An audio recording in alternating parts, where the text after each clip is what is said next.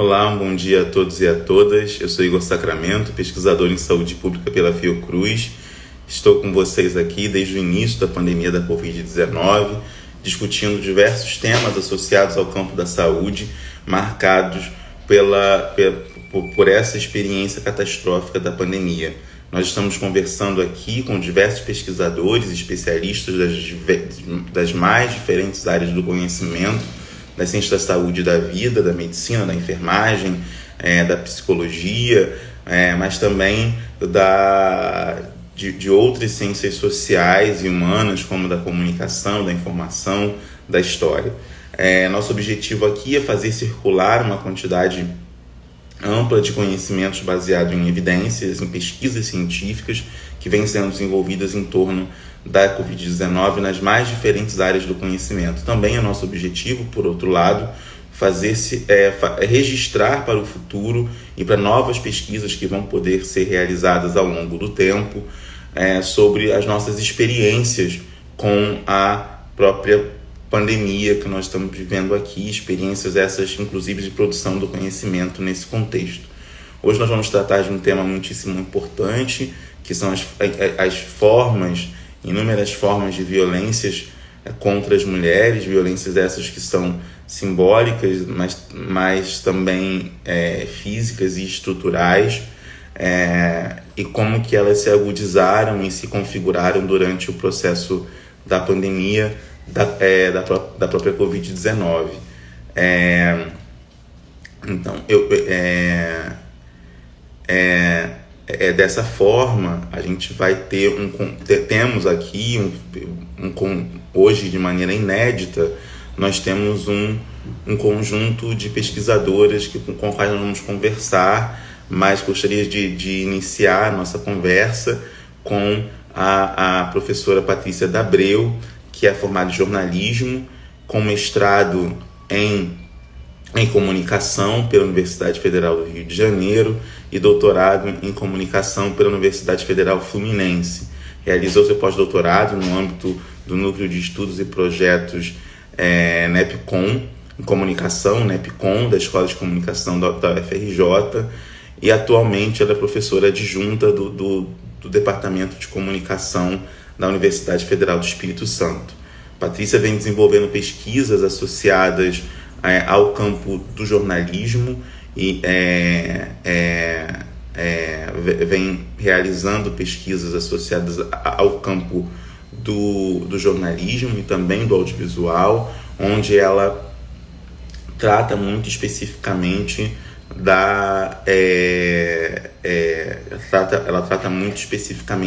de questões associadas às mulheres, representações do feminino no audiovisual, na ficção seriada, televisiva, onde ela tem mais trabalhado. Ela coordena também o grupo de estudos em ficção seriada, o GFIX, no âmbito do Departamento de Comunicação da Universidade Federal do Espírito Santo, e também participa como pesquisadora do Obtel Rio, da equipe do Obtel, do Observatório Brasileiro de Ficção Seriada, no Rio de Janeiro, envolvendo aí pesquisadores além da UFRJ, da PUC-Rio e da Fiocruz.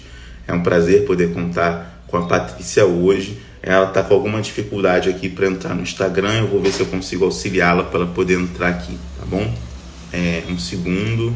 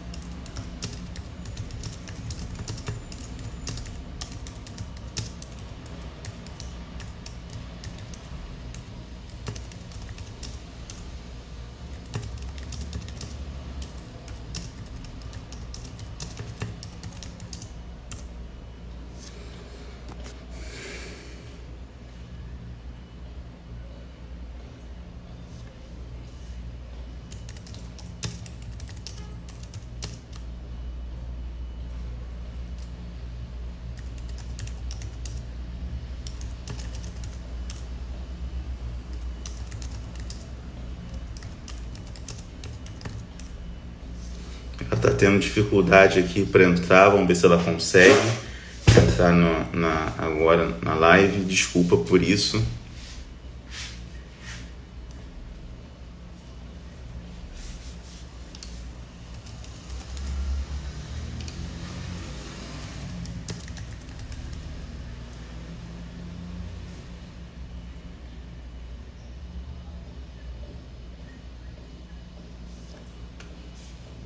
Vamos ver se ela consegue entrar aqui. Não sei.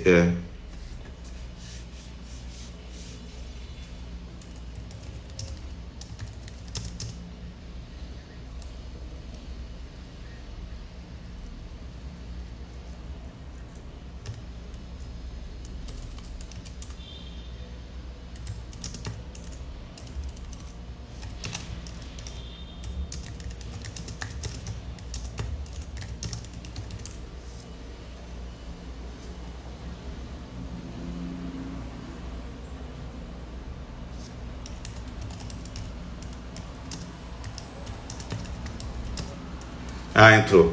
Pronto.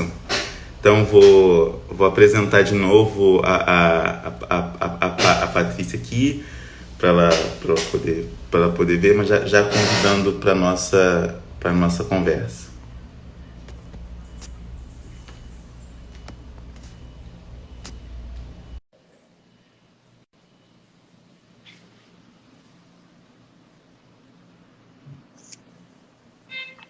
Oi, querida, tudo bem? Bom dia. Bom dia. Primeiro, Bom dia, peço agradeço. desculpa aqui.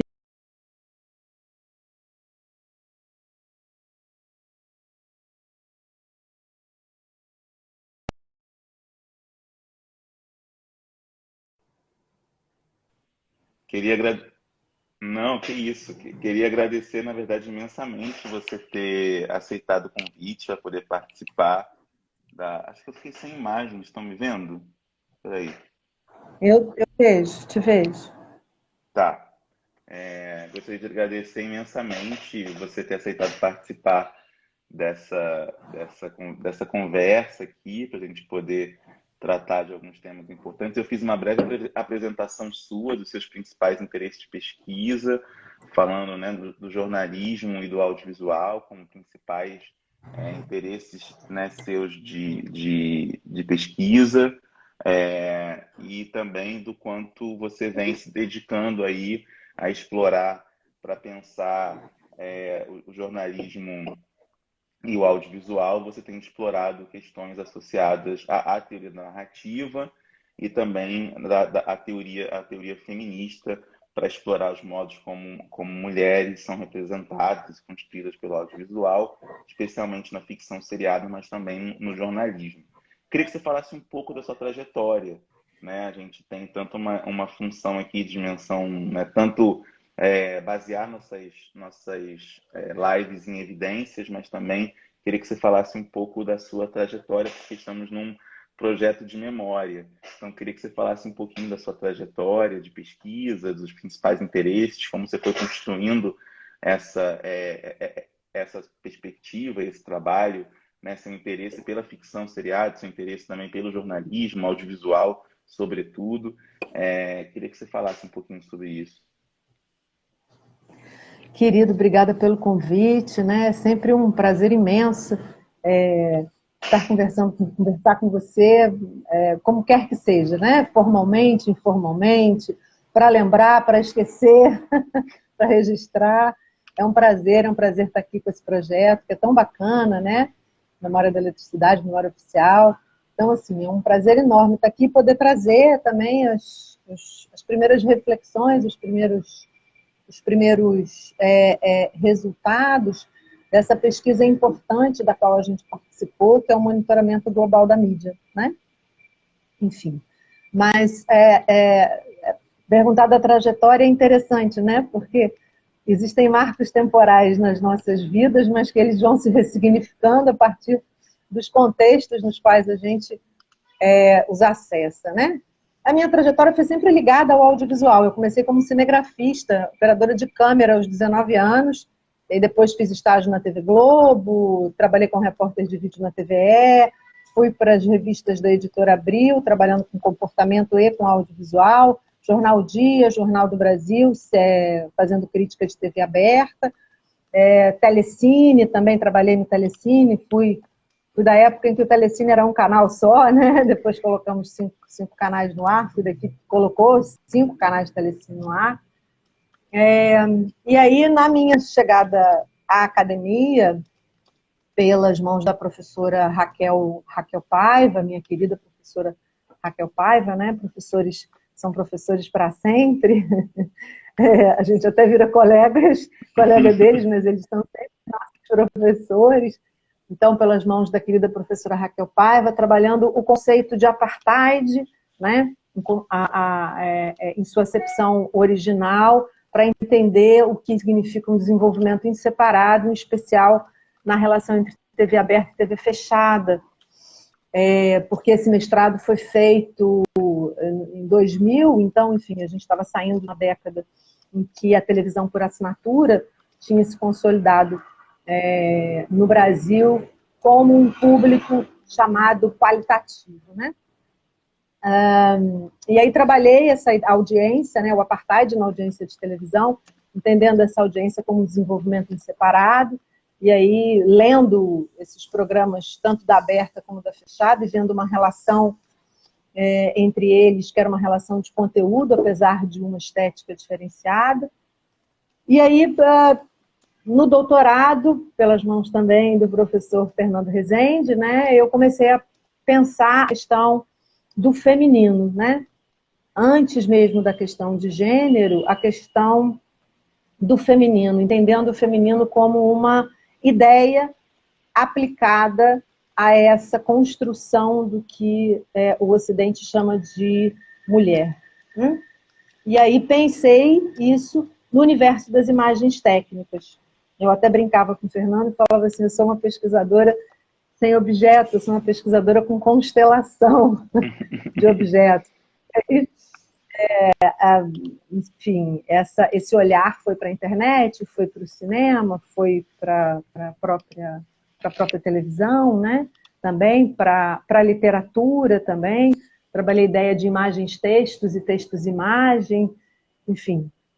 E aí, pelas mãos de uma outra professora, que não foi minha professora, mas não deixa de ser, que é a Ana Regina Rego, eu fui apresentada ao GMMP, e aí a Elisângela, que coordena o GMMP no Brasil, o GMP é o Global Media Monitoring Project, né? Esse monitoramento global da mídia.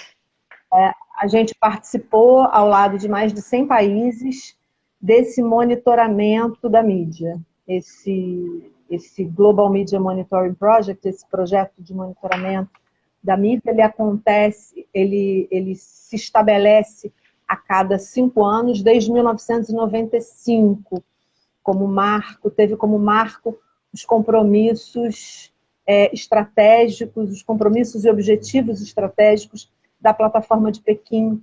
A Plataforma de Pequim estabeleceu uma participação, né, das mulheres em várias instâncias da sociedade, uma delas, né, uma instância que é uma das instâncias dos direitos humanos, que é essa da expressão e da informação. Então, a partir daí, a cada 5 anos, esse monitoramento é feito num dia do ano, que é escolhido e desenvolvido, é escolhido um dia no ano, que só é avisado aos pesquisadores em 2 dias de antecedência, enfim, para que isso não interfira nas pautas da própria mídia, né? E aí a gente faz esse monitoramento durante um dia na mídia mundial. Esse monitoramento do qual nós participamos, que foi do ano passado, de 2020, teve a participação de mais de 100 países. No Brasil, ele foi coordenado pela professora Elisângela, que está agora na universidade... Agora, desculpa, eu não lembro se é na do Minho ou se é na de Coimbra. Não sei se a Flávia e a Isamara vão lembrar disso. Mas eu não lembro agora direito qual das duas é. E aqui no Brasil nós fomos 89 pesquisadores de várias instituições públicas. entre elas a Fiocruz, né? Representada pela Isamara no nosso grupo, que monitorou especificamente o Jornal Nacional e o Twitter do Jornal Nacional. Eu falo muito, né, Igor? Não. Eu estou aqui ouvindo e, como você disse, eu tenho um prazer enorme de estar com você, tanto em espaços mais formais como esse, mas nos inúmeros informais de que fizemos parte e faremos em breve também desses espaços e encontros. É realmente muito bom, muito revigorante ver essa trajetória. Eu acho sempre um exercício muito interessante dar sentido à trajetória, né? Como você falou, essa constelação de objetos e tal, mas que se ancoram, no seu caso, particularmente, num desejo de contribuir para o mundo de maneira crítica, afetuosa, mas crítica, e para pensar questões. E uma das coisas que fica muito evidente no seu trabalho é o quanto é possível pensar o mundo, pensar a sociedade, pensar as suas violências, desigualdades a partir do jornalismo, do audiovisual, da ficção. Queria que você falasse um pouco sobre isso. Até antes de convidar a Flávia, as professoras Flávia Leiroz e a professora Isamara Bastos para a nossa conversa, queria que você falasse um pouco disso, queridíssimas, queria que você falasse um pouco disso, né, de como tomar o audiovisual, o jornalismo como fonte e como objeto de pesquisa, como você vê essa relevância desses discursos, dessas narrativas e dessas materialidades, mas também, ao mesmo tempo, queria que você falasse um pouco de como que é isto no contexto da pandemia, né? E de que maneira, né, que como você tem observado a produção jornalística, audiovisual especialmente, nesse contexto da pandemia. Primeiro, da importância, né, que você falasse um pouco sobre a importância dessa materialidade, dessa discursividade para pensar o social, a cultura, as relações sociais e como isso fica, especialmente nesse momento que a gente está vivendo, de longa, né, já duração, pelo menos na nossa expectativa de uma saída do que estamos vivendo. Nós somos um país que fala muito mais do que escuta e fala e escuta muito mais do que lê e escreve. Isso, por um lado, é muito bacana, porque a gente se apropria dos conteúdos e os ressignifica, né? A partir das nossas contações e das nossas contações e interações. Então, isso é muito legal, isso é muito interessante, é uma característica nossa. Mas, por outro lado também, quando isso se coaduna a um momento em que você percebe tendências negacionistas e autoritárias, isso resvala para uma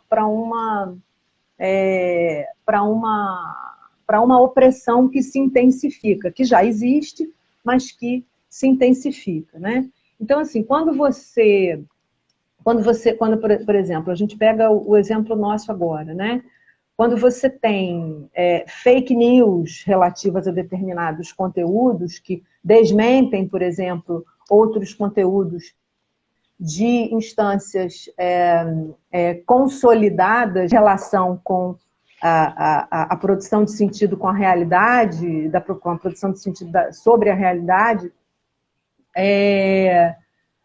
o que a gente percebe? A gente percebe que existe uma forma de você comentar aquilo, de você conversar sobre aquilo, que é mais eficaz, que é mais atraente, né? Então, esses momentos, que são momentos mais preocupantes nesse sentido, nós que somos jornalistas, quando nós olhamos determinados comportamentos, né, que negam evidências científicas, a gente se preocupa e a gente pensa, mas como é que a gente consegue resolver isso, né? Porque a informação ela salva a vida tanto quanto vacina, né? Porque se você tomar vacina e você não esperar 22 dias, se você não tiver essa informação de que você precisa aguardar 22 dias, não adianta. Se você faz isso também de forma individual, ou seja, se isso não é comunal, se isso não é comungado, se esse tipo de informação não é comungada, você não produz um pacto social em relação a isso, né? Então, por exemplo, com a questão em relação às vacinas mostra isso muito bem. É uma questão que para nós, jornalistas, fica muito, e como professores que estão aí formando esses profissionais, isso fica muito evidente. Então, assim, como tornar esses conteúdos mais fáceis, de entrarem nessa nossa tendência de falar mais do que ouvir e ouvir mais do que ler e escrever.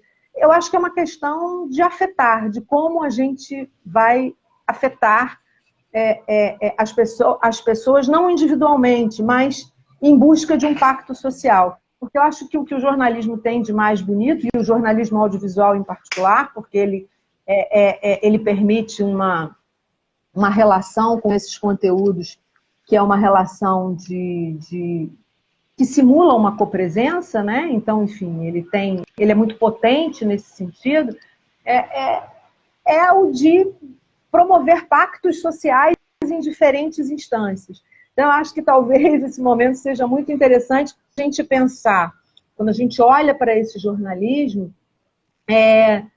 da gente refletir sobre que pactos nós estamos rompendo e que pactos nós estamos confirmando a partir desse ver junto, desse ver com proporcionado, por exemplo, pelo audiovisual. E aí eu falo, Igor, tanto ele no discurso jornalístico como no discurso ficcional, né? Claro que são instâncias diferentes, são expressividades diferentes, são discursos, são gêneros diferentes, mas nesses discursos circulam esses pactos que se confirmam ou que se rompem, né? Então eu acho que é um momento muito importante para a gente perceber isso, porque são nessas telas onde o audiovisual nos chega nesse contexto. Eu brinco com a minha família, tem muitas médicas, né? E médicas que contraíram Covid. Eu tenho, inclusive, uma sobrinha que está se formando em medicina agora, que também contraiu Covid. Então, são médicas que estão aí na frente de batalha. E eu digo para elas, que orgulho de vocês, meninas, vendo cada uma de vocês ajudar a vida a insistir. Nós aqui no audiovisual estamos ajudando os espíritos a resistir, né? Uhum. Então, eu acho que isso é muito importante, né? E eu acho que o melhor exemplo para isso é a vacina. Você pode ter a vacina, mas se você não tem a informação de por que é importante que você se imunize, por que é importante que você fique 22 dias em casa, por que é importante que todos nós façamos isso, a vacina sozinha, né? Coitada, ela não consegue dar conta, né? Exatamente, exatamente. E uma das características, essa é a última pergunta antes de eu convidar as duas para a nossa conversa.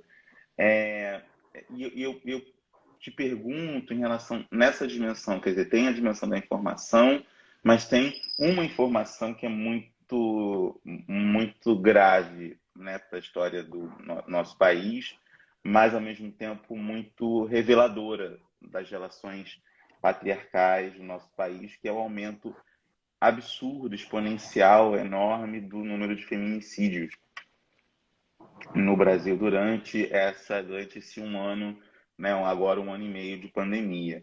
Eu queria que você falasse um pouco sobre como que o jornalismo, particularmente o jornalismo audiovisual, lidou com essas informações sobre violências contra as mulheres, na observação que vocês fizeram, de que maneira, né, como você disse muito bem, informação salva vidas, e nesse caso a informação previne a morte. Então, pode, né, pode contribuir para prevenir a morte, especialmente dessas mulheres.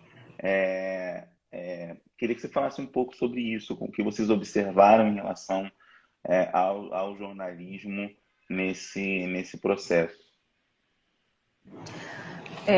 A sua pergunta é muito boa, porque o que a gente observou, por exemplo, no monitoramento, né, é que como o jornalismo de fato está embebido, está diretamente relacionado a toda a nossa cultura e a todo o nosso imagem, né? Então, por exemplo, quando a gente vai ver a representação, quando a gente foi olhar para essa representação das mulheres na mídia, numa grade de análise assim, muito rígida, e aí eu e Flávia, a gente diz o que seríamos de nós sem o rigor metodológico da Isamara Bastos, né? Como pesquisadora, porque ela olhava cada item e ela trazia coisas. Eu sou muito mais passional nesse sentido, né? Eu olho de uma forma muito mais passional, e a Isa, assim, tinha um olhar para essa grade. Teve um dia que a gente discutiu, assim, olho no olho, e isso é muito bom, porque assim, o bom é isso, né? É você poder trabalhar com pessoas com as quais você vai discordar, não vai chegar no consenso, mas o grupo deu um passo. Então isso é assim, maravilhoso. E somos duas librianas, né? Tínhamos ali a Flávia, que era uma virginiana, no meio para fazer aí o meio de campo. Mas enfim, como o jornalismo, ele revela esse imaginário e essa concepção que a gente tem das mulheres. Eu acho que o jornalismo ele aprende junto com a sociedade em que ele está, né? Ele não está em separado. É claro que ele tem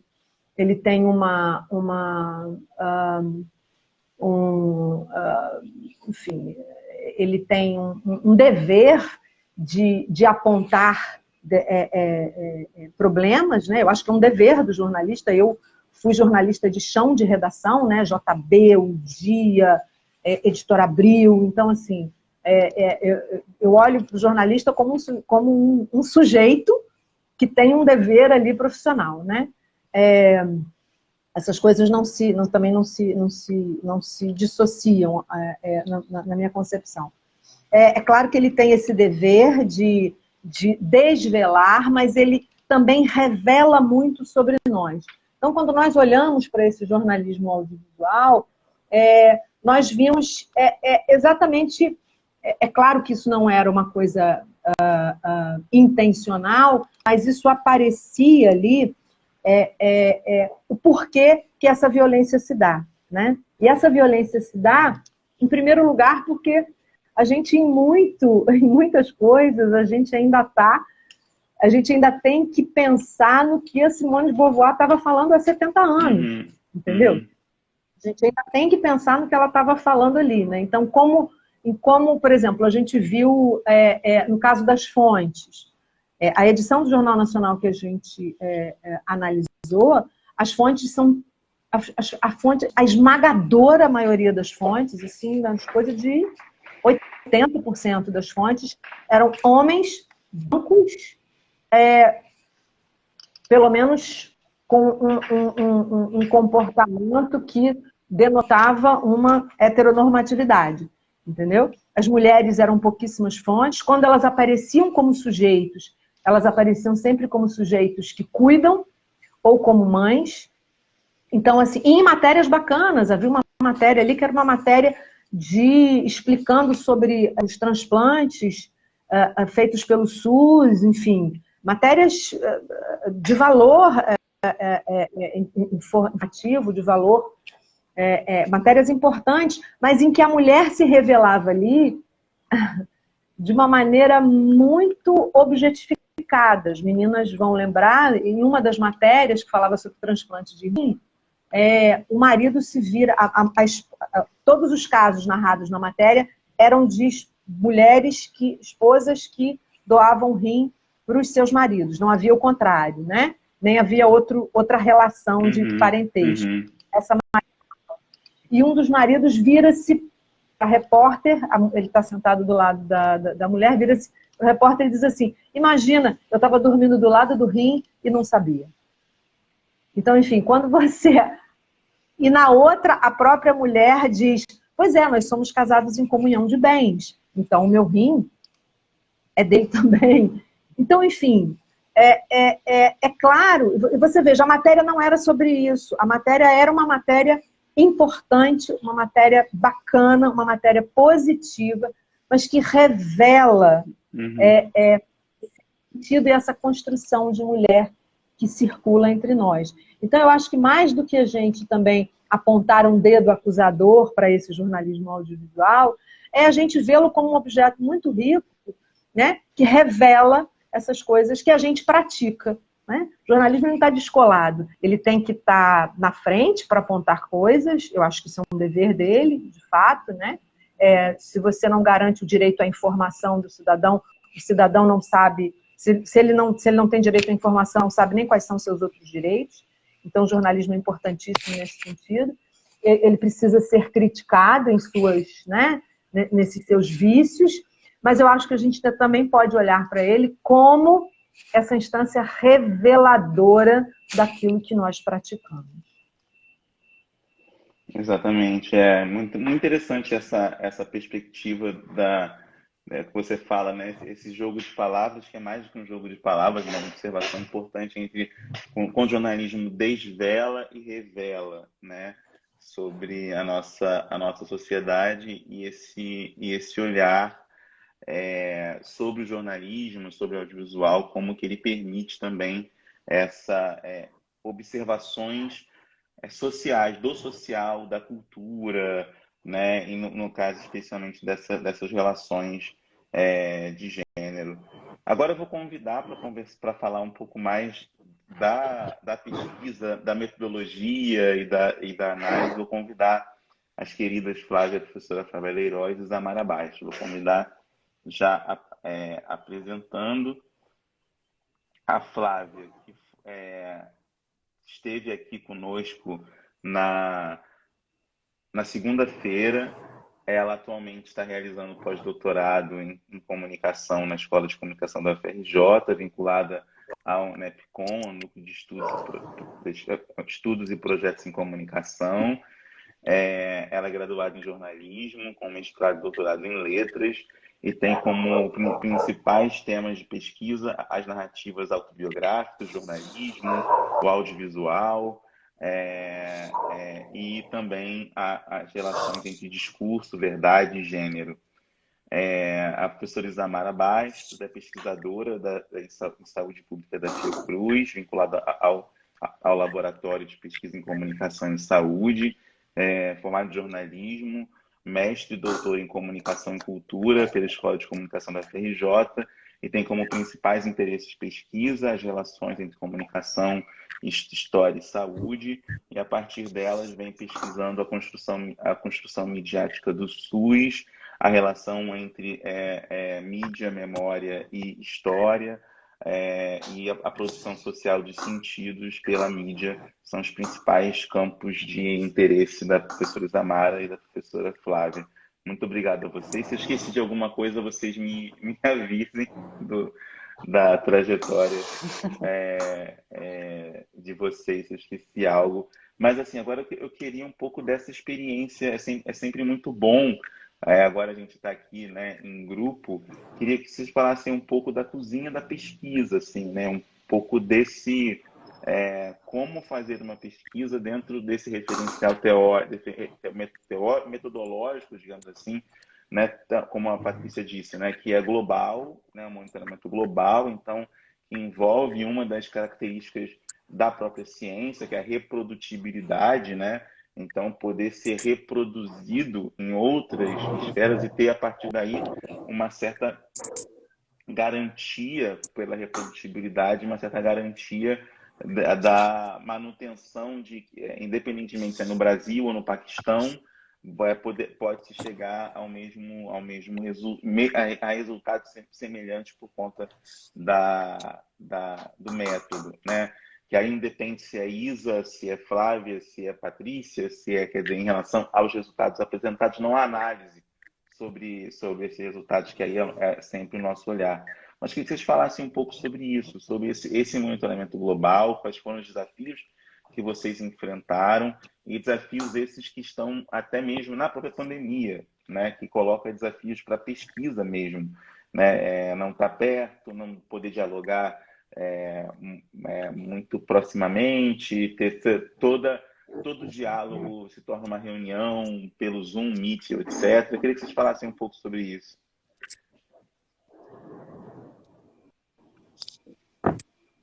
Fala, Luiz. Bom, bom dia, Igor. Bom dia, Flávia, Patrícia. Bom dia a todos, a todas. Quero agradecer imensamente o convite, sempre muito generoso, né? A Patrícia sempre muito generosa, carinhosa e convidativa. Então, a live que seria com a Patrícia, cá estamos nós compartilhando esse espaço de carinho, de afeto. Então, muito obrigada pelo convite.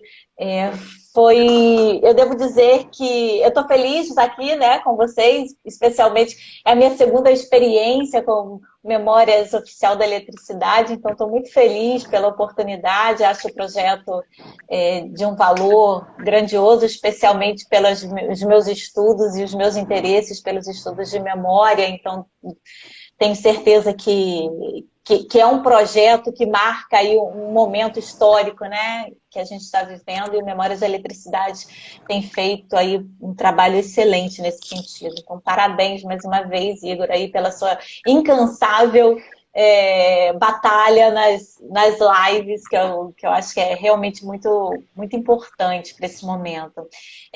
O convite que me chegou, né, eu falei com a Patrícia na época, eu fiquei muito feliz com a oportunidade de ter recebido o convite desse trabalho. Primeiro porque eu não tinha nenhuma experiência com estudos de gênero, né? Foi um convite bastante inusitado para mim. E a Patrícia foi muito, muito cautelosa em dizer, mas você tem experiência com estudos de jornalismo, é isso que é muito importante para a gente. Falei, bom, vamos lá, vamos ver como é que eu consigo colaborar. E eu fiquei extremamente feliz assim, com a oportunidade, primeiro por fazer parte de um grupo de pessoas muito heterogêneo, né? Um grupo muito grande, foram mais de 80 pessoas envolvidas nesse monitoramento aqui no Brasil, especialmente, então me sinto muito privilegiada em fazer parte desse trabalho, um monitoramento muito exaustivo, que deu conta não só, né, de telejornalismo, mas também de jornalismo impresso, de jornalismo na web, na rádio, Twitter, todo mundo muito voltado a olhar para as publicações midiáticas de uma determinada data. E eu me lembro que do ponto de vista metodológico, já que essa pergunta veio direcionada muito para a questão metodológica, eu me lembro que a primeira pergunta que eu fiz para a Patrícia, quando ela me fez o convite, foi assim, mas por que essa data em setembro, né? Por que a gente vai escolher essa data? Porque aquilo já estava me causando uma certa preocupação. Por que a gente está fazendo isso agora? E aí eu fui tentar entender um pouco do projeto, do GMMP, que envolve aí, como a Patrícia já falou, né, mais de 100 países. Fui entender também que o Brasil não participou, por exemplo, da última edição, o que isso inviabiliza a possibilidade de a gente fazer hoje comparativos com a última edição, já que a gente não tem dados de 5 anos atrás, mas é uma perspectiva que os resultados desse trabalho possam vir a ser comparados mais futuramente. Então, tentar entender um pouco a lógica do projeto foi muito importante para mim, porque nos chegou um modelo através da pesquisadora Elisângela, que está coordenando o projeto maior no Brasil, está lá em Portugal, e chegou uma planilha que era para a gente olhar para o nosso material a partir daquela planilha. E era uma planilha que a mim causava uma certa identificação pela minha experiência do próprio Observatório de Saúde na mídia, na Fiocruz, pela minha própria pesquisa tese. Apesar de eu não trabalhar com telejornalismo nesses ambientes diretamente, cheguei a trabalhar um tempo no Observatório de Saúde na mídia, mas ela trouxe assim, chaves de entradas muito novas para mim, que me ajudaram realmente a perceber campos que talvez eu não tivesse percebido em outras pesquisas anteriores. Então, eu acho que a pesquisa ela tem um valor realmente de ampliar a nossa possibilidade de olhar para produtos como o telejornalismo. E acho que houve uma interrupção aqui que meu alarme tocou, perdão. Então, acho que a pesquisa ajuda a gente a projetar também novas visões de olhares para pesquisas futuras em telejornalismo. Me chamou muita atenção uma das questões realmente, enquanto a gente fazia o trabalho, além da possibilidade da troca, né? E nós éramos especialmente no grupo coordenado pela Patrícia, do Jornal Nacional, nós éramos pessoas de formações diferentes, em graus de formações diferentes, e que possibilitou uma troca muito rica, né?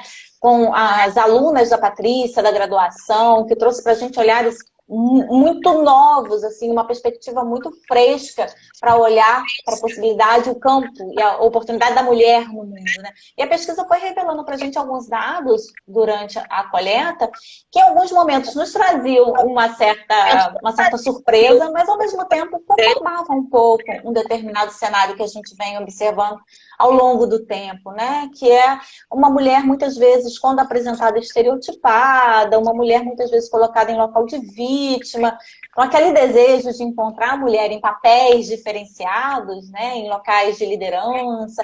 Isso não foi apresentado com muita referência nos nossos achados, né? A gente até encontrou, eu acho que isso é um dado importante, mas como a Patrícia bem colocou, né, pensar o papel do jornalismo nesse lugar e pensar, por exemplo, o papel das jornalistas, né, quando vão fazer suas matérias, como vão coletar. Eu acho que o resultado dessa pesquisa, quando for consolidado, ainda está em fase de consolidação, né, o relatório final ainda deve sair esse ano, eu acho que é pensar o quanto esse material pode, inclusive, fomentar discussões para os profissionais de comunicação, para os jornalistas, para as redações, né, perceber, enquanto jornalistas, por exemplo, as mulheres podem ter um olhar diferenciado para as pautas, né, e podem trazer outras mulheres, por exemplo, como fontes.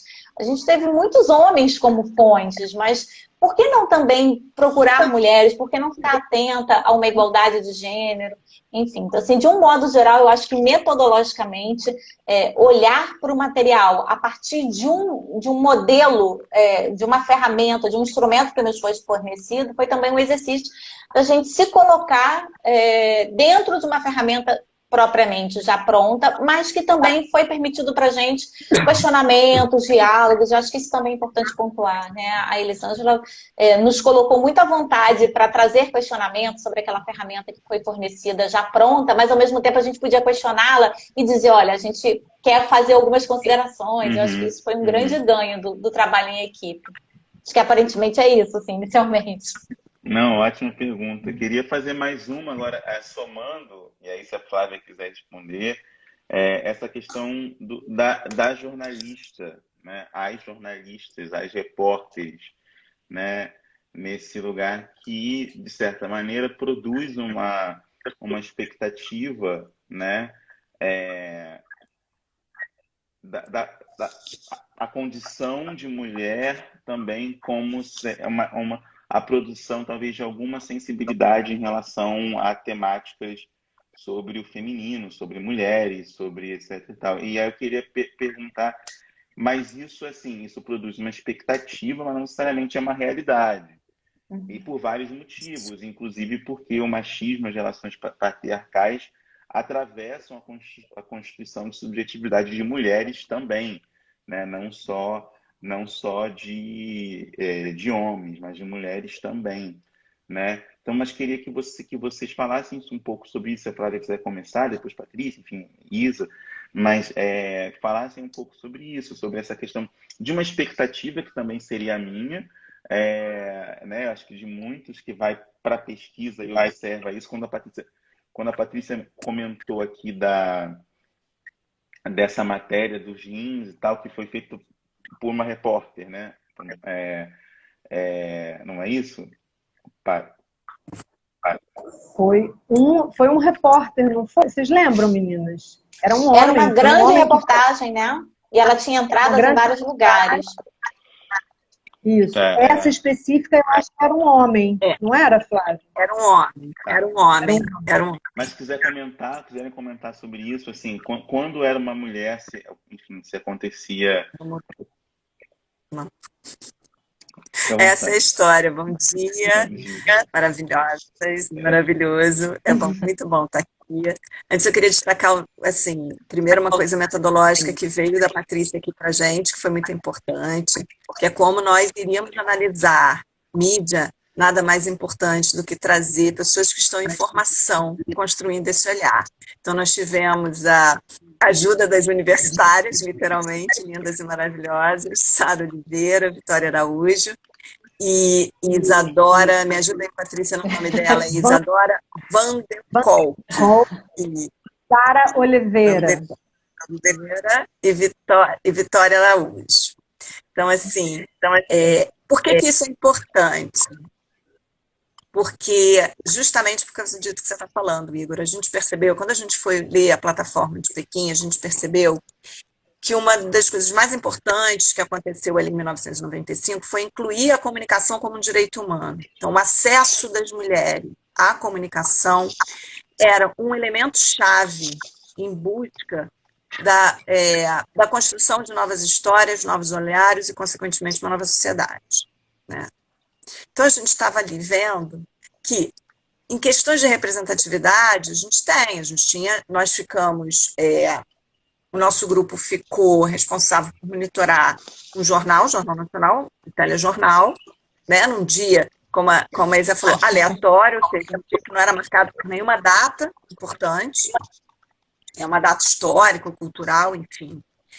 E no meio de uma pandemia. Então, óbvio que parte do telejornal estava dedicada a isso, mas a outra parte dedicada a assuntos diversos no telejornal. E a gente percebeu que a representatividade já ocorre, por exemplo, na bancada.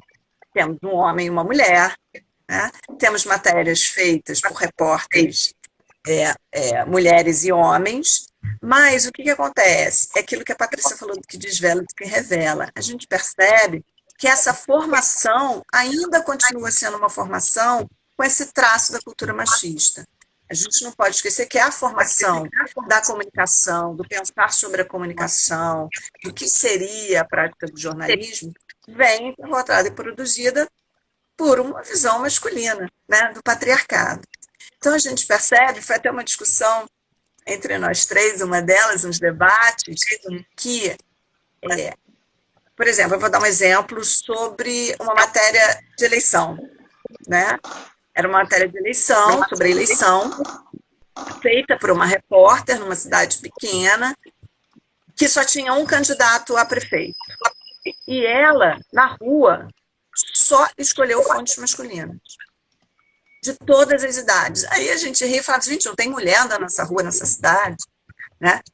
Não havia um olhar para pegar um outro ponto de vista, uma perspectiva. Não, somos. E assim, a gente percebe que isso não é algo óbvio, simulado com antecedência, é algo natural, né? É algo que perpassa, que aí questiona. A representatividade é importante, mas a partir da representatividade é preciso formar pessoas com esse olhar feminista, sim, esse olhar de gênero. Porque é preciso que nós tenhamos possibilidade de perceber que a mulher produz informação. E o narrar, a gente falou sobre isso segunda-feira, né, Igor? O narrar é estabelecer uma história no mundo, é construir modelos, né? O narrar, tanto em relação a todas as questões da vida, como você falou da violência como a mulher. Todos os especialistas falam o seguinte, nesse caso, mais do que nunca, o silêncio mata. Uhum. Uhum. Porque quando fala, pelo menos o Estado é obrigado, teoricamente, a prestar um tipo de apoio, a fazer algo. Mas o silêncio mata em várias questões. Então, assim, em termos de representatividade, a gente vê que há muitas mulheres, isso é uma conquista, aparecendo como profissional. Mas em termos de produção da informação, ainda estamos muito presos a uma naturalização da presença masculina como fonte importante para, enfim, comunicar a vida, em todos os sentidos. E isso é natural, eu estou te falando. Assim, a gente assistia ao telejornal e passando mensagens uma para as outras, falando assim, vocês estão vendo isso? Vocês estão vendo que não há nenhuma mulher que domina, e quando tem a mulher branca, né? A questão da heteronormatividade, a questão da etnia, a questão racializada, não há indígenas, não há pessoas com deficiência, não há, as pessoas não existem.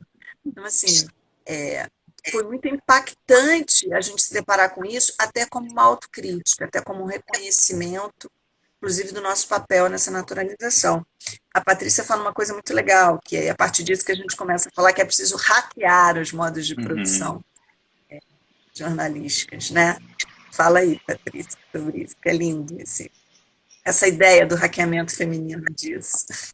Não, porque o que a gente percebe, né, que nós percebemos, né, nesse grupo, somos um grupo de mulheres que acabou se tudo a partir do monitoramento. Já havia um grupo de monitoramento, depois do monitoramento a gente ampliou o grupo de estudo, que é o Grêmio, que é o grupo de estudo e observação das mulheres na mídia jornalística, do qual Flavinha e Isa fazem parte também, e a gente, assim, é um problema porque a gente não consegue acabar o grupo de estudo, dá 10 horas, já começa uma a cair para um lado e para o outro, que a gente fala, gente precisa acabar. É um espaço de estudo, de escuta e de cura também, esse grupo de estudo, né? E o que a gente percebe ali, quando a gente olhou para o Jornal Nacional também, a gente ficou muito claro, é que o que é hackear? Hackear é você invadir determinados sistemas fechados sem autorização para que você os altere, né? Para que você se aproprie ali dos conteúdos daquele sistema. Então, quando você olha, por exemplo, para e aí é a diferença entre o que a gente visualiza e o que a gente consegue, e a construção do nosso olhar, né? Quando você visualiza os telejornais, a representatividade parece que está ali, né? Nós, metade das mulheres, dos repórteres e apresentadores são mulheres, né? Então, quando você visualiza, parece que está equilibrado. Mas quando você olha, ou seja, quando você constrói um olhar sobre aquilo que está sendo exibido, você percebe que na hora de falar sobre política, a mulher não entra. Na hora de falar sobre saúde, a mulher ela entra como um ponto que doa.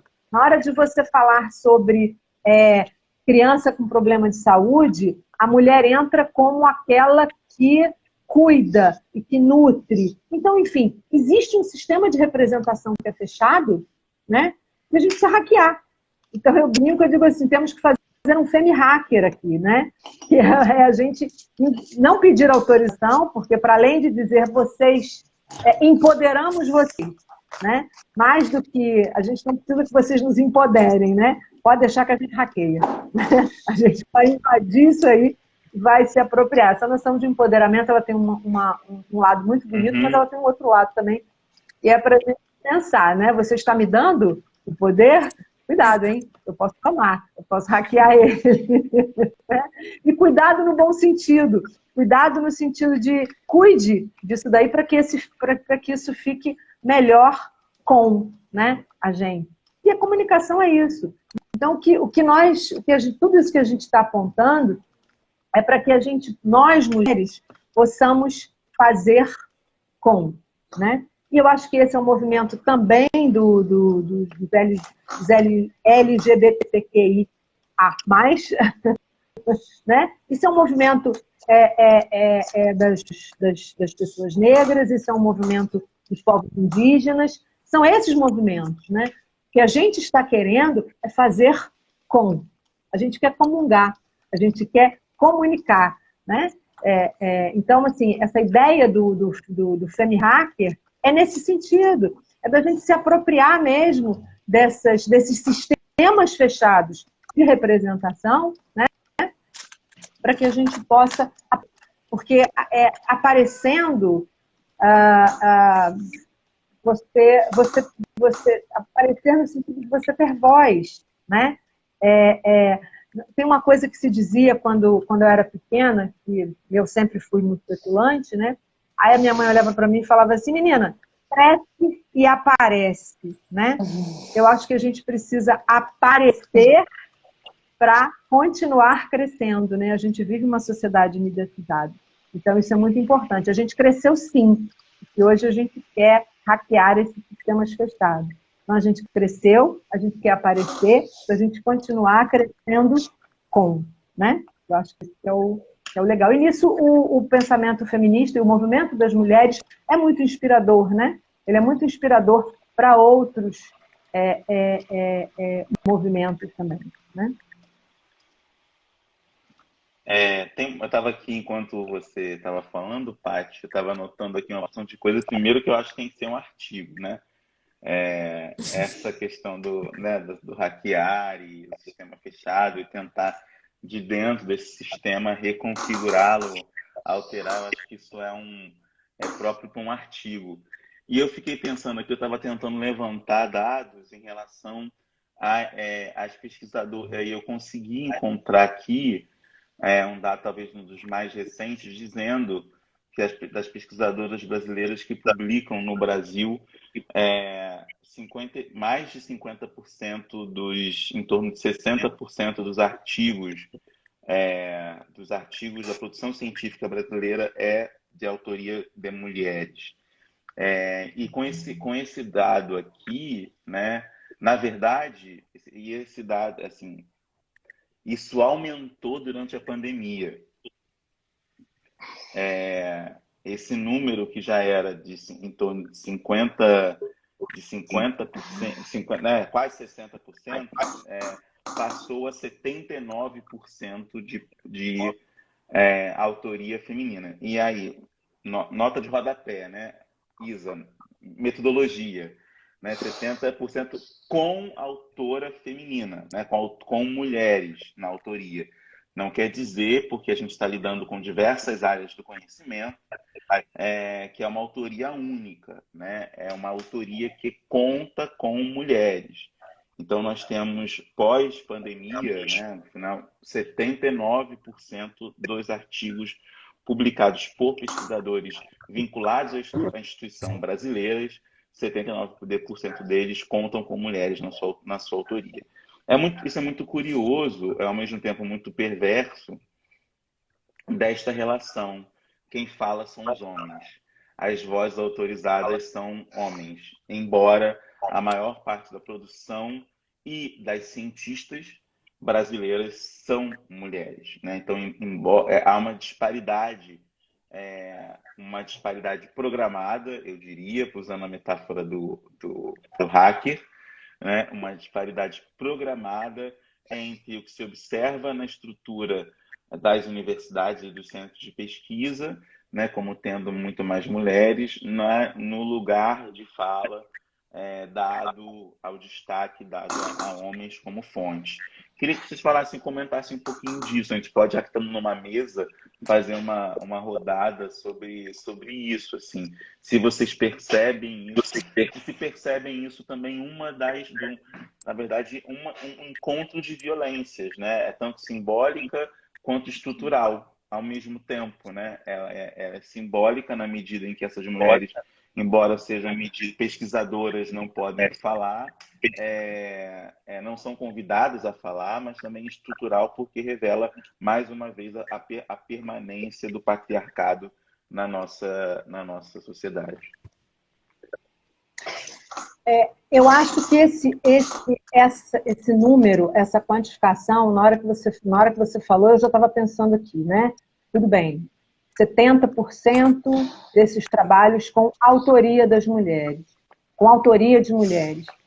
E aí eu fiquei pensando que esse número, ele talvez devesse ser observado comparativamente com as fontes desses trabalhos. As fontes desses trabalhos são mulheres também? Ou as fontes desse trabalho continuam sendo homens, né? E aí eu vou usar, eu e meus neologismos, né? E aí eu vou usar o que eu falo para as meninas, que é a necessidade da gente construir uma episfeme. É preciso fazer uma episfeme, uma epistemologia que seja feminista, né? Então, assim, esse número, ele pode mostrar diversas coisas, Igor, mas a primeira coisa que me vem à cabeça é como ele se relaciona com as fontes desses trabalhos, né? E como esse número vai se relacionar com as fontes dos trabalhos futuros também, né? Assim, quando você fala desse número, essa é a primeira coisa que me ocorre, né? Enfim, talvez tenhamos hackeado a produção e agora temos que construir uma epifene, consolidar uma epifene nesse sentido, né? Eu fico pensando, né, como olhar para esses números sem levar em consideração todo o contexto no entorno disso, né? Você trouxe dados referentes, pelo que eu entendi, ao ano passado, o ano da Covid, né? O ano em que a gente teve um aumento absurdo de violência contra a mulher, mulheres dentro de casa, em que a gente tem, por exemplo, experiências muito dolorosas em que mulheres sequer podem sair de suas casas porque estão presas dentro de casas por conta de uma pandemia e muitas em situações muito vulneráveis, e pensar o quanto essas produções não necessariamente revelam um avanço da mulher no campo. Elas podem nos dar pistas sobre isso, mas eu acho que eles não podem ser analisados isoladamente, né? Eu fico me perguntando, essa semana, hoje é dia 9, né? Essa semana, a Folha de São Paulo, por exemplo, publicou um dado que é sempre um dado muito difícil da gente analisar, porque a gente não tem uma organização em relação a esses dados. Dados de feminicídio de 2020. Segundo a Folha de São Paulo, nós tivemos em 2020 1.338 casos de feminicídio. O que é um dado que a gente tem que questionar o tempo inteiro. Ano passado, o próprio jornal O Globo, ele noticiou um número, por exemplo, que aí já vai em contradição com esse dado da Folha atual. Ano passado, o Globo noticiou deixa eu confirmar aqui para vocês, em setembro de 2020, que nos primeiros 6 meses de 2020, ou seja, os 2 primeiros meses do ano em que nós nem tínhamos ainda o período de isolamento da pandemia, 1.890 mulheres foram mortas de forma violenta em plena pandemia. Ou seja, ano passado o Globo noticiava 1.890. A gente tem um dado agora recente que fala em 1.338. Então me parece que não dá para olhar para esse número da produção científica sem realmente tentar confrontar e buscar a correlação com todo um contexto, né?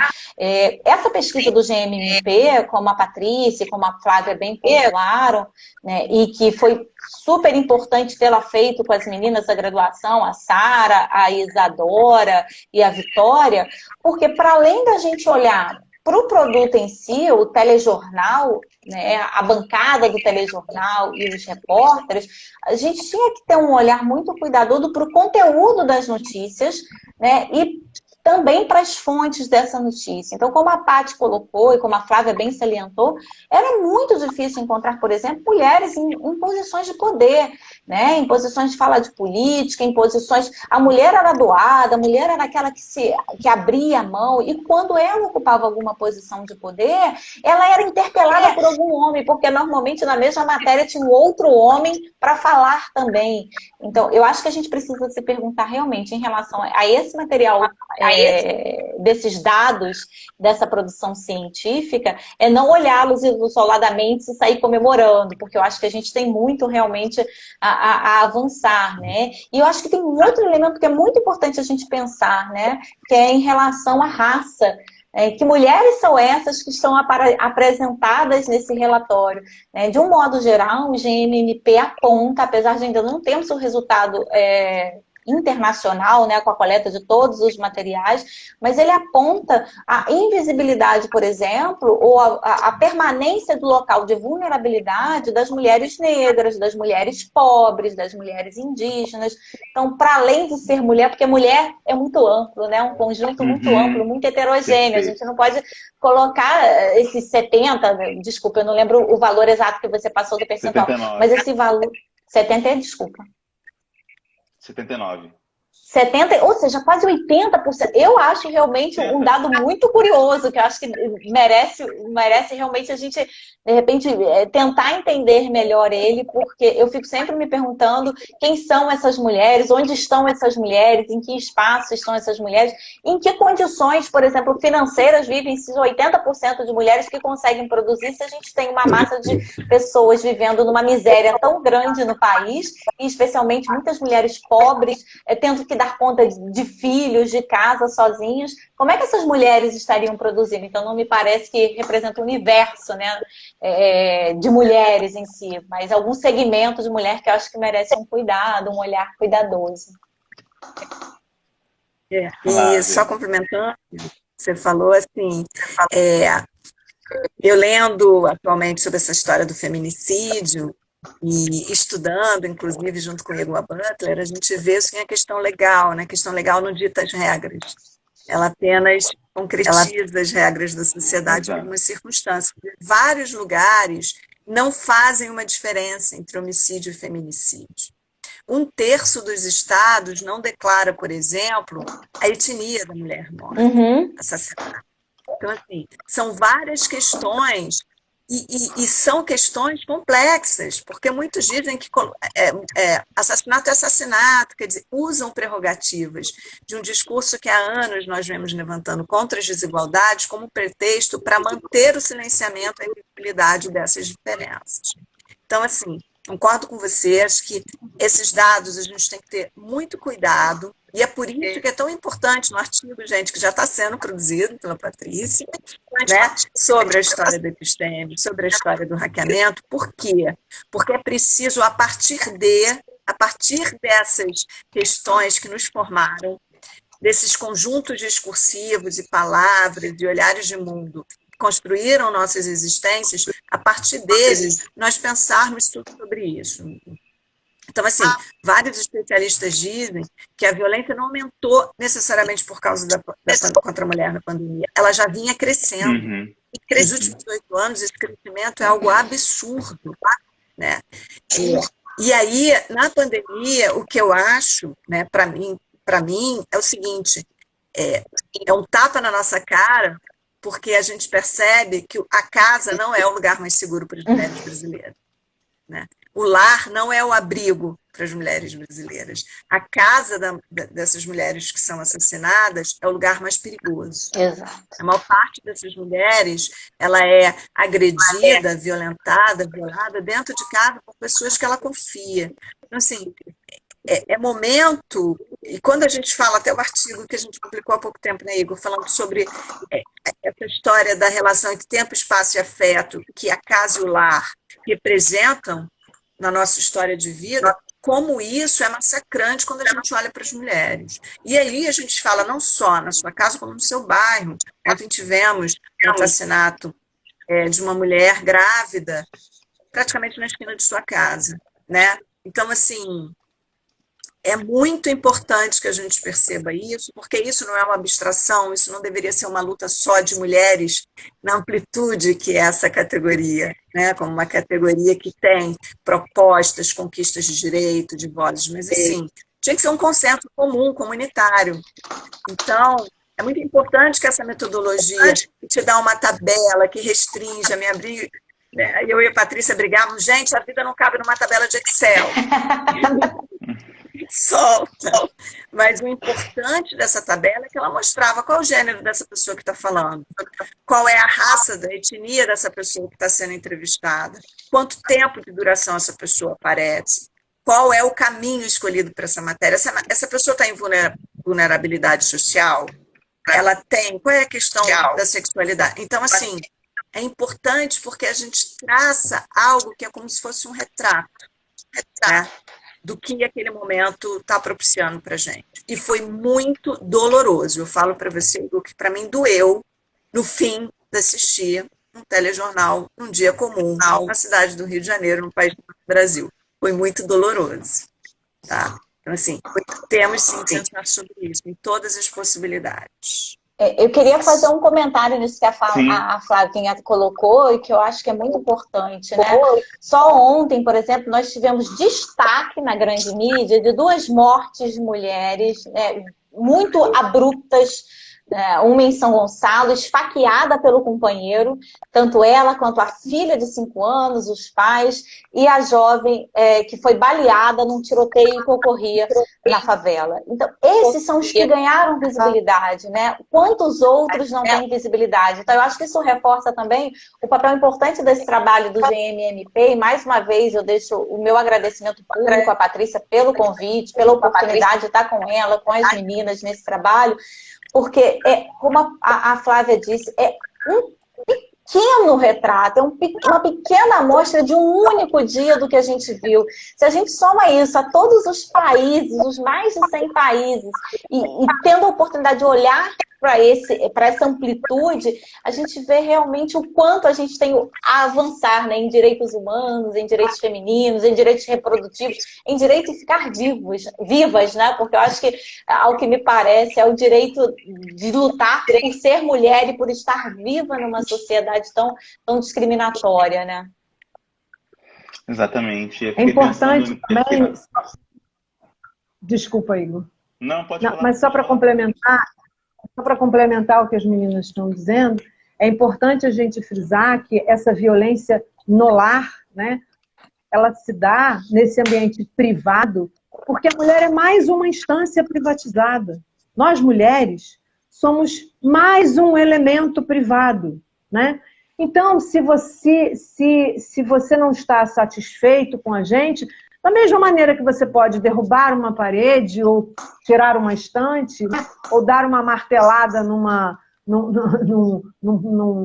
prego na parede, né? Nós somos socadas, somos surradas, somos esfaqueadas, somos eliminadas. Então, assim, é importante a gente entender também essa ideia de uma mulher privatizada. Eu vejo muitas pessoas bem intencionadas, às vezes, dizerem assim, não faça isso, imagine se fosse a sua mãe, imagina se fosse a sua irmã, imagina se fosse a sua filha. Não!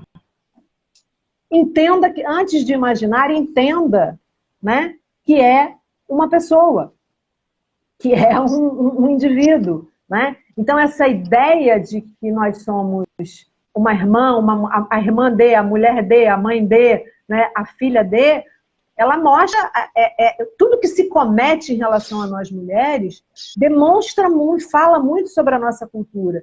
Quando um homem ejacula numa mulher num transporte público, é porque isso mostra a relação dele com a coisa pública, e mostra a relação dele conosco, com as mulheres, como coisa também.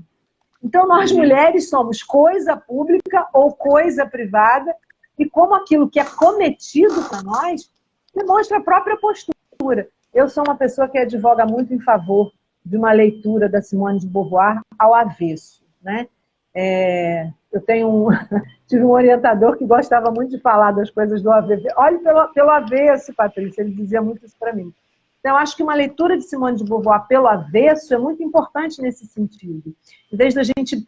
É importante a gente entender como se constrói essa noção de mulher como negativo, mas não para a gente pensar a mulher como aquilo que ela não é, mas para olhar para esse homem branco, heterossexual, europeu principalmente, como a única coisa que pode ser. E aí a gente buscar tudo isso que ele não é, para que seja, para que cresça, para que apareça e para que permaneça. Exatamente. E eu fico pensando nessa dimensão dessa leitura ao avesso, né, de quem é o positivo dessa relação. Então, né, o que se positivo, o que se qualifica como sendo melhor, mais bem qualificado, que tipo de estrutura, e mais do que isso, dono, né? Tem uma dimensão de propriedade, como você fala da privatização no feminino, não é só a domesticação, mas uma dimensão de propriedade, coisificação, de posse. Então, é por isso eu posso inclusive matar, né? Inclusive matar, né? Não ejacular, né? No espaço público, mas inclusive matar, em casa ou fora dela. Né, porque há uma sensação de pertencimento, né, de propriedade, etc. Eu queria fazer duas perguntas. A primeira é em relação ao uso do Twitter, né? E a análise do Twitter que vocês fizeram, se era uma recepção transmediática, digamos assim, né? Acompanhando o Jornal Nacional e vendo o que era comentado sobre o Jornal Nacional, né? Sobre essas eleições, e se for por aí, né? Como apareciam essas questões no Twitter, questões associadas às desigualdades sociais e violências das mulheres, e mais ainda, a questão de uma subrepresentação do feminino, representatividade do feminino, e nessa dimensão das mulheres, imagino que muito menos ainda mulheres negras, né? Se poucas mulheres aparecem como fonte, negras indígenas muito menos, né? Queria que vocês falassem um pouco disso. Ou não, ou nem existe. O monitoramento, o monitoramento ele é da mídia, né? Então, quando você monitora o Twitter, quando a gente olhou para o Twitter do Jornal Nacional, a gente olhou para o Twitter do Jornal Nacional. A gente não considerava nem os retweets com comentários, porque o monitoramento é da mídia. Então, essa transmediação, como a gente já pensou uma vez, como uma apropriação, uma remixagem, uma ressignificação pelo público, não.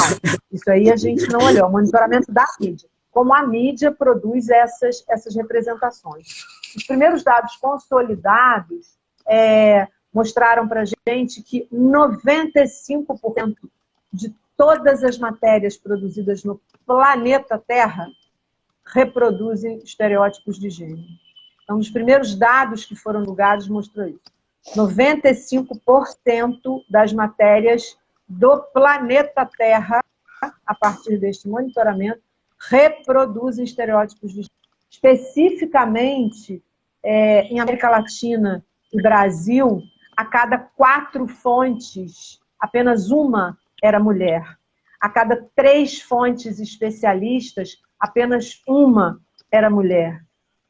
Quando você olha para a representatividade das indígenas mulheres, por exemplo, os povos indígenas apareciam nas matérias em 8% das fontes de lá. As mulheres eram as indígenas mulheres eram 0, alguma coisa, né? Desse total de fontes. Então, assim, existe, e aí a Flavinha pode falar melhor disso, existe um silenciamento e uma invisibilidade nossa, porque se você tem, vou voltar ao dado que você nos apresentou, se você tem 80% dos trabalhos que tem coautoria de mulheres, como é que as mulheres podem ser uma em cada 3 fontes especializadas das matérias? E se nós mulheres somos metade das jornalistas, que tipo de escolha é essa que a gente está fazendo, né? Qual é o pano de fundo dessa escolha? O que provoca esse tipo de escolha nesse processo produtivo? Então, volto à ideia do FemiHacker. Se a notícia, como diz lá o já quase tradicional dossiê de Colômbia sobre o jornalismo industrial, se ele diz que o processo da notícia é hackeável, que é urgente que ele seja semi-hackeável nesse sentido, né? E a gente entre nesse processo, não só quando a gente olha para o fato, porque é preciso olhar para o fato numa perspectiva de gênero, para que na hora de construí-lo como acontecimento jornalístico, né? Ou seja, para que na hora de pautá-lo, na hora de construí-lo como acontecimento jornalístico, transformá-lo em pauta, para que esse olhar de gênero esteja presente, para que na hora de você fazer levantamento, coleta, checagem, cruzamento de dados, você faça isso também com esse olhar de gênero. Não adianta só você anunciar matérias com mulheres, não adianta só você colocar microfones nas mãos de mulheres para que elas atuem como repórter. É preciso que neste processo de construção que essas mulheres estão fazendo e anunciando, nós mulheres estejamos presentes. A gente cresceu, porque nós somos metade, né? Mas a gente tem que aparecer. Volto para minha mãe. Cresça e apareça, minha filha. É isso aí, Patrícia. Assim, quando a gente fala de fonte sujeito da notícia, né? Então, assim, são pessoas vistas, ouvidas ou faladas. Não há. E, assim, a gente reparou, né, Isa, nos detalhes, Ivo. Por exemplo, quando aparece a mulher que vai doar o rim para o seu companheiro, o crédito é a esposa dele que aparece, né? Quando a gente vai ver... século XIX. Isso. Quando a gente vai ver um caso de uma cirurgia feita no coração de um bebê, a gente tem até uma médica, mas aí vejam, é a médica que fez, então ela tem que ser entrevistada, mas você fica sem saber se aquela criança tinha pai. Não há, só há uma imagem no fim desse pai segurando aquela criança. O tempo inteiro, a única referência é a mãe. A mulher. E a mãe, e aí nessa matéria, então, nós temos outras questões estereotipadas, porque, assim, essa mãe, ela falava assim, eu rezei, o meu amor me fez saber que meu filho ia sobreviver. Nessa matéria, é distribuída uma série de origamis de pássaro, que na filosofia oriental significa renovação, boas novas, saúde para todos do hospital, e aparecem nas paredes, médicos, técnicos, enfermeiros, todos pendurando os origamis. Eu fico me perguntando se qualquer outro tipo, né, de miçangas, contas e búzios, por exemplo, se fossem distribuídos naquele hospital, seria essa receptividade. Então, a gente tem assim, uma invisibilidade de culturas, de práticas, de experiências de vida e uma reafirmação daquilo que a Patrícia falou, do que seria esse papel feminino, essa identidade do ser mulher, essa ideia, né? Quem cuida, quem se dedica, que o amor de mãe salva. Então, assim, é preciso que a gente olhe e veja assim, é isso? Isso é só isso?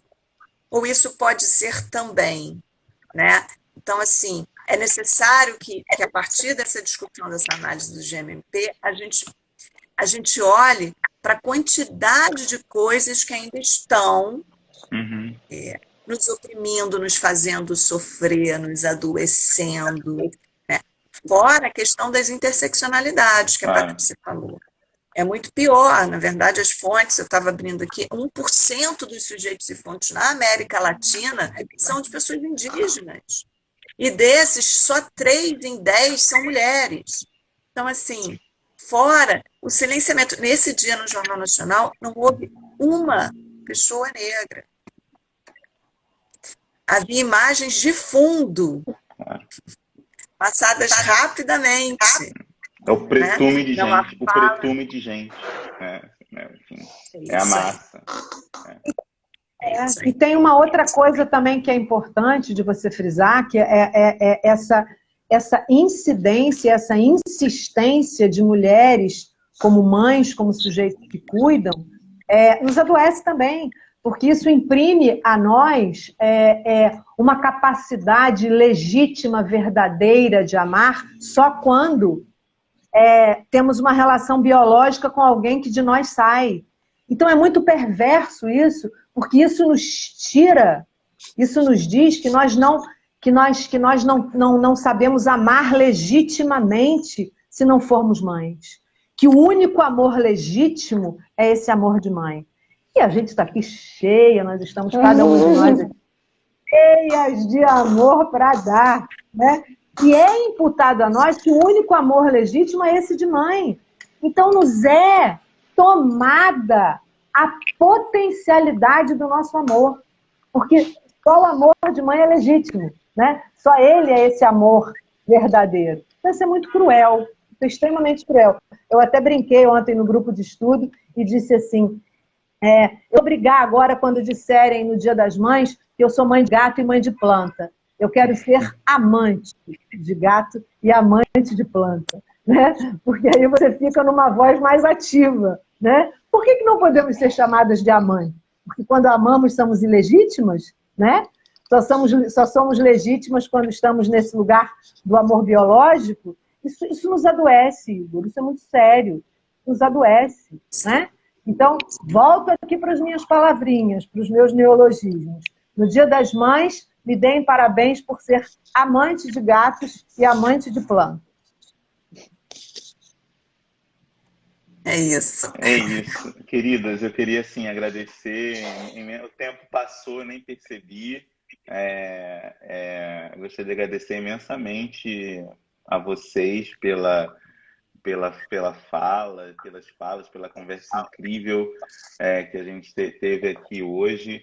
Ela vai ficar disponível no canal do IGTV, no canal no YouTube da Memória. Acho que é muito importante que a gente possa refletir cada vez mais sobre essas questões sociais e que tanto nos afligem, e também ajudar a produzir consciência, né, sobre as mulheres, sobre na sua diversidade, nas suas múltiplas desigualdades. Ser diferente não é a mesma coisa do que ser desigual, né? Não é a mesma coisa, né? Então, nós lutamos pela diferença, não pela desigualdade, né?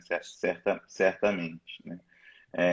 Então, queria agradecer muitíssimo a participação de vocês e deixar a palavra agora aberta para vocês quiserem se despedir. Muito obrigado mesmo. Eu te agradeço, Igor. Quero reforçar o privilégio que é poder conversar com você em qualquer situação e o privilégio que é poder estar com essas mulheres maravilhosas fazendo essas pesquisas, como é a minha querida Flávia, como é a minha querida Isamara, como são as nossas queridas Vitória, Sara, Isadora, e dizer para você que a gente advoga pela diferença, né? A gente advoga pela diferença e que pela diferença a gente só vai comungar pela diferença, né? Se a gente é o mesmo, a gente não comunga, né? A gente só comunga se a gente for diferente. Então fica aqui o convite à diversidade, à diferença e à comunhão entre nós. Um beijo para você, obrigada, viu, querido? Um beijo, querida. Obrigado.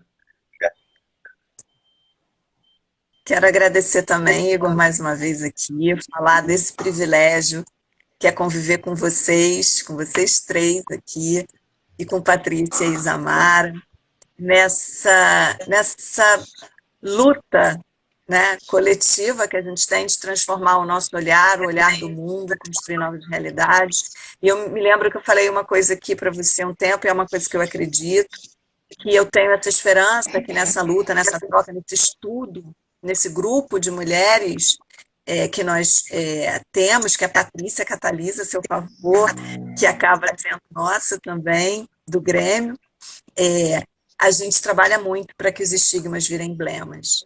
Então, assim, é isso. Eu creio nessa sociedade, eu creio nessa possibilidade de transformação.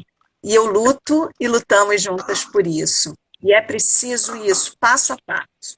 Construir novas propostas de vida, de ensino, perceber que o estudo de gênero não tem que ser um curso nem uma disciplina. Ele está incluída na produção de todo o conhecimento que nós temos no mundo. Então é isso. Muito obrigada. Obrigado. Também quero agradecer imensamente a oportunidade de estar aqui com vocês, com o meu querido Igor, com as queridas Flávia, com a Pati, porque já somos muito íntimas, e eu tenho muita admiração pelo trabalho de vocês três, tenho muito respeito pela maneira como vocês encaram a pesquisa, como vocês encaram o ensino. Eu me sinto muito privilegiada pela oportunidade de entrar num debate tão importante, né? Porque vejo que para além da luta de direitos, né, de sermos humanas, né, de sermos consideradas seres humanos com todo respeito, com o mesmo respeito que é dado à figura do homem, a gente precisa reconhecer a importância de estudos como esse, não só para quem faz jornalismo, estuda jornalismo, mas eu acho que para a sociedade como um todo, porque a gente tem uma preocupação, inclusive, com a representação, que história que nós estamos produzindo, né? Quem são as mulheres das nossas histórias que estão sendo inviabilizadas? Então, na produção científica, a participação das mulheres ela vem crescendo, mas eu acho que para além disso a gente precisa realmente mostrar não só a capacidade, mas o diferencial que as mulheres podem trazer nas suas produções científicas, e dizer que, para mim, é uma questão de saúde pública, né? A gente precisa ter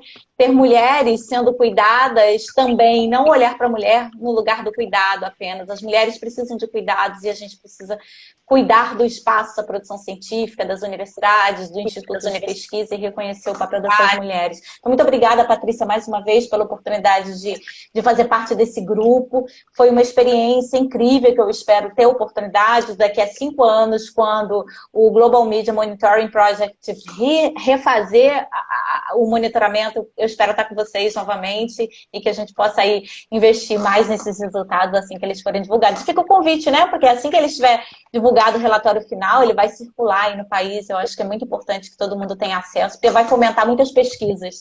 Né? Obrigada mais uma vez. Obrigada a todo mundo que está aqui assistindo também, né? Eu agradeço mais uma vez a cada uma de vocês, pesquisadoras incríveis, colegas maravilhosos que eu tenho o prazer de dividir não só a minha vida como pesquisador, mas a minha vida como sujeito neste mundo. Então, muito obrigado a vocês por estarem compartilhando aqui essa live agora. Obrigado e parabéns pelo projeto interessantíssimo, né, e por mais epistêmios, como diz a Patrícia. Espero que ela escreva logo sobre isso e que a gente possa aprender junto com essas epistêmias novos modos de observação do mundo, que certamente serão mais generosos, cuidadosos, solidários e comprometidos com a transformação social. Obrigado, Patrícia. Obrigado, Flávia. Obrigado, Tamara. Um beijo para vocês e um abraço a todas e a todos que estão aqui. Tchau, tchau.